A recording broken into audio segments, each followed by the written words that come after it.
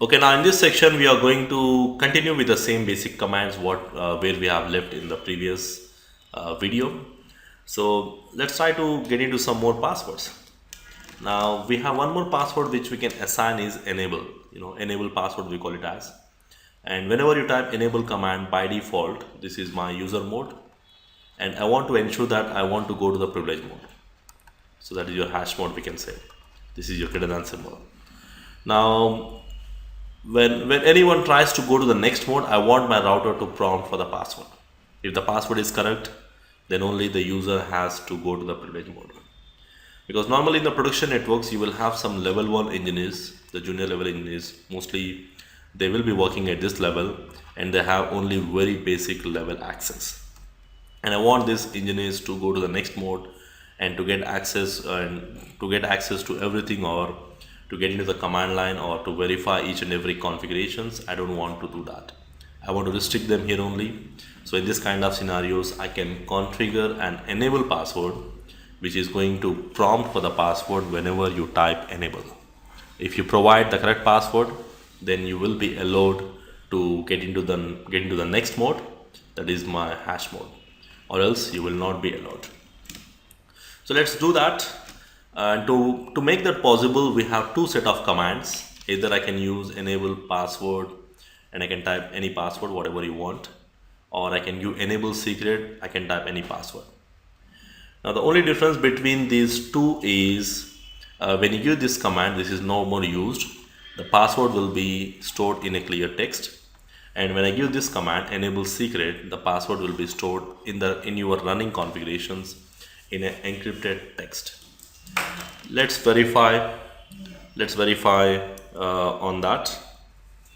Okay, so let me just get into the command line of the router. Already I have some passwords configured on the routers, so I'm getting into the command line and I'm going to say enable password, and I'm going to give the password as Cisco 123. Okay, let me just change it to anything it can be. Okay, Cisco 123 is the password. Now let me verify whether it is working or not. To verify, we need to exit back. Now which password it is asking here?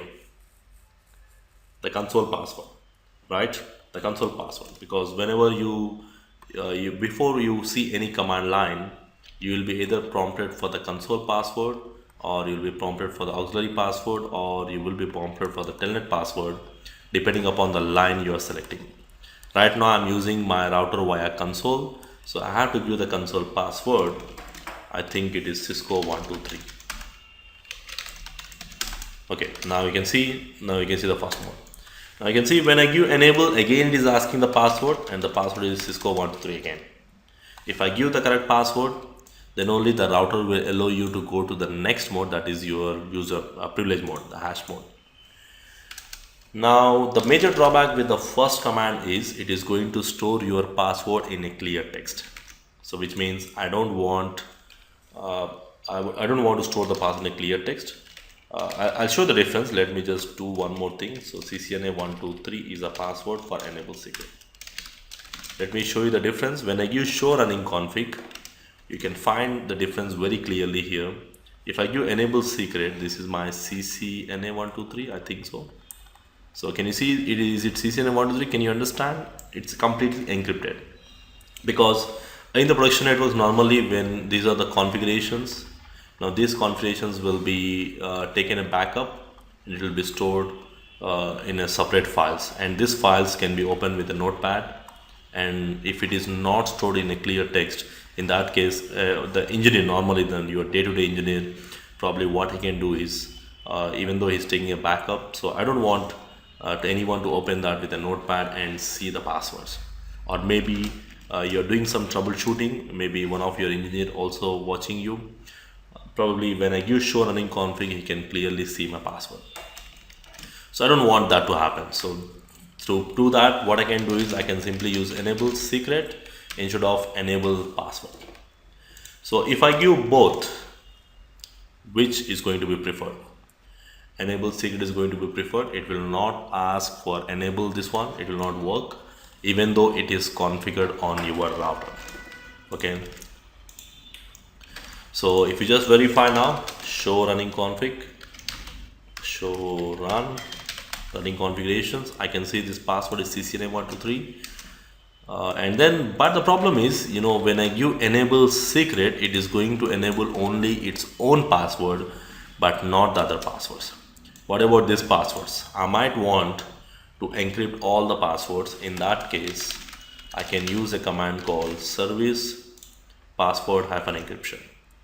Now this command is going to allow me to encrypt each and every password inside your running configurations. So if you want to encrypt the password display on all the password displays in your running configs, we can use this command called service password encryption. Let's verify. Show running config. You can see enable password is also encrypted, and even this password is also encrypted, not auxiliary here.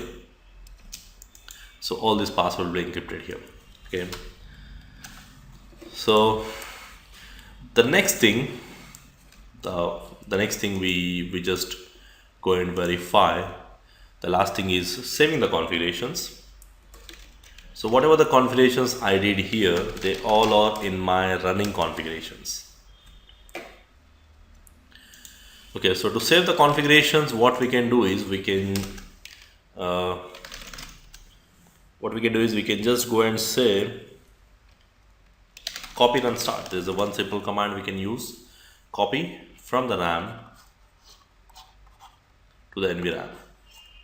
Okay, why? Because if I go and check my configurations, show startup config, still the configurations are not present in the NVRAM, which means if I power off my device, I'm going to lose all my configurations, so which is something I really don't want. So in that case, I need to save my configurations, copy from RAM to NVRAM, or we can simply use write memory command or write command, and the write command also is going to do the same job. But we generally use some copy commands now because it has some variations here from RAM to NVRAM, NVRAM to RAM. Copy commands which we use more when we do some backup restore options. Okay, so we'll be getting into some more copy commands later on. And just press enter. It's going to ask the destination file name. Again, press enter.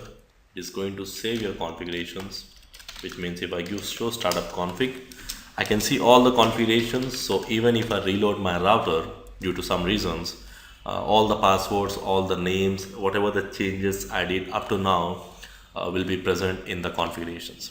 Let's verify.